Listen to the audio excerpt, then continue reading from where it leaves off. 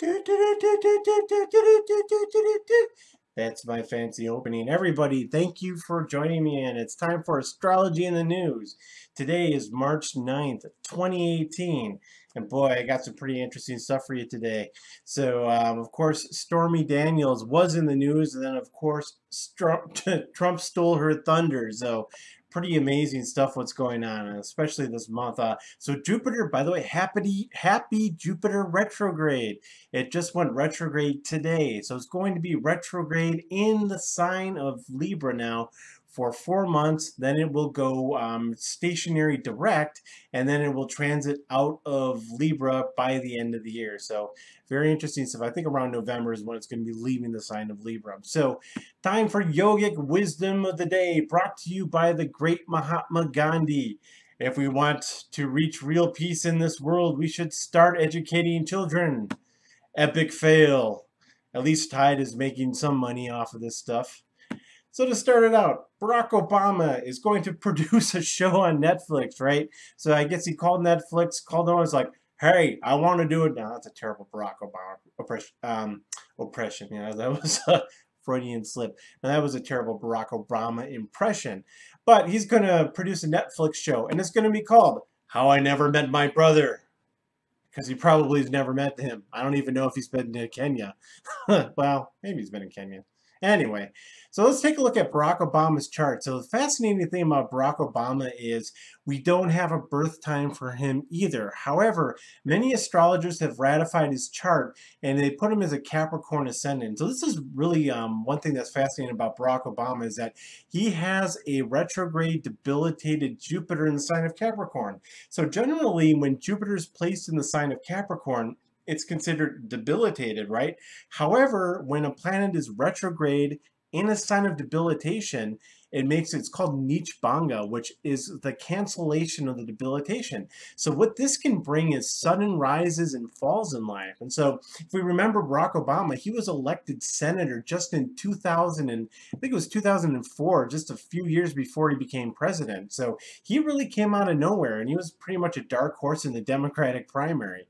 So so when we're looking kind of at where he's going, one of the easier things to predict when he became president was, if you see over here, he was starting his Saturn dasha roughly at the same time after the election. And so with that in mind, it made it fairly easy to predict his election. And also, too, the other thing that he had going for him is not only was he going into Saturn dasha, but Saturn is placed in the sign, his first house in the sign of Capricorn, and also, too, Saturn was transiting his 10th house of Libra. So when we're predicting presidencies, if you look at Donald Trump's chart, he became president his Jupiter dasha started 2 weeks before he became president. So, and then also too, he was going through a Jupiter return at the same time. So that's kind of become the gold standard of predicting somebody's presidency. So we'll see we'll see what happens next election, because Donald Trump will not be going through a Jupiter return, but he will still be in his Jupiter dasha. But the other interesting thing about Donald Trump is Jupiter will be in the sign of Sagittarius, so it won't be quite into Capricorn yet.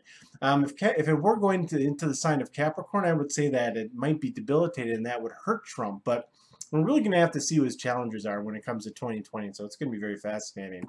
Moving on, Stormy Daniels is suing Trump for non-disclosure, and of course, Trump stole Stormy Daniels' thunder this week with announcing his trip to North Korea. Who knows if that was deliberate? With Trump, you never know, because this dude knows how to control the narrative. However, apparently there is an overcompensation clause in the contract. Get it, ruler? Looking at Stormy Daniels' chart, fascinating stuff. So if you take a look at her regular birth chart, she actually has Mercury almost exactly at the point where Mercury is going to be going retrograde in a couple of weeks. This is very fascinating too, because she's also just started her Mercury dasha.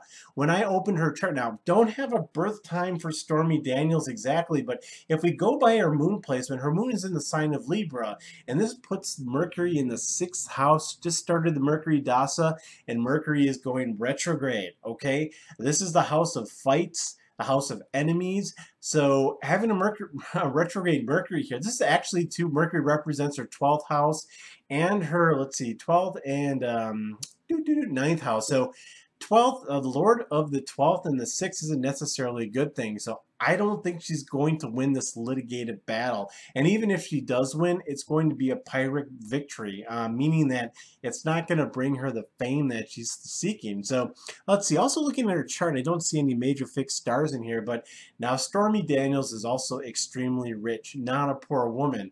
And so you can see this too with her Jupiter here. Now, we were talking about Jupiter being debilitated in Barack Obama's chart. It's actually exalted in Stormy Daniels' chart. However, it's retrograde. Now, the one thing about Vedic astrology is a retrograde exalted planet doesn't necessarily behave like a debilitated planet. So it does make it strong, and it's actually like very, very close to its degree of exaltation too.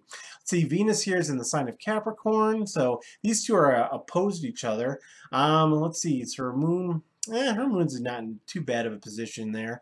Let's see, then Sun in Pisces. I think this is kind of interesting because usually people with their Sun in Pisces really are craving a really good, like a deep connection with people. So maybe she was able to maybe separate herself. I don't know how these porn stars do it. I mean, it's got to take some amount of emotional detachment in order to do that. Oh, you know what? K2 conjunct Mars. Maybe that's where she's able to get her sexual detachment from. So I don't know. Good for her. All right, King Salman announces plans for the world's largest stadium in Saudi Arabia. This thing's going to hold 135,000 people for the #1 sport of flog the infidel. Right? Anyway, King Solomon's chart. Now, looking at his chart, I actually do not have a birth time for him, but let's see, just going around now. Interesting planetary placements. Now, okay, he's actually got the Niche Banga too. Like, now I see a little theme going on here. By the way, I did not plan this. He's got the retrograde Jupiter in the sign of Capricorn too, which also makes it like an exalted planet. Let's see, other stuff. So let's see, the moon is in the sign of Aquarius. Now, Aquarians are very socially conscious and socially oriented people. So looking at him, I can see why if you've looked at Saudi Arabia, this man has basically been uprooting corruption. And this is because he really feels like he is a man of the people. And the moon being in this position in the sign of Aquarius really gives him the skills to understand what the people want and the people need. And then also too, Venus and Mercury being in the sign of Cancer. This is somebody that actually is emotional and actually emotes and understands emotions. So very fascinating. And then of course the Mars and Sun conjunct in Leo generally indicates somebody in a government position.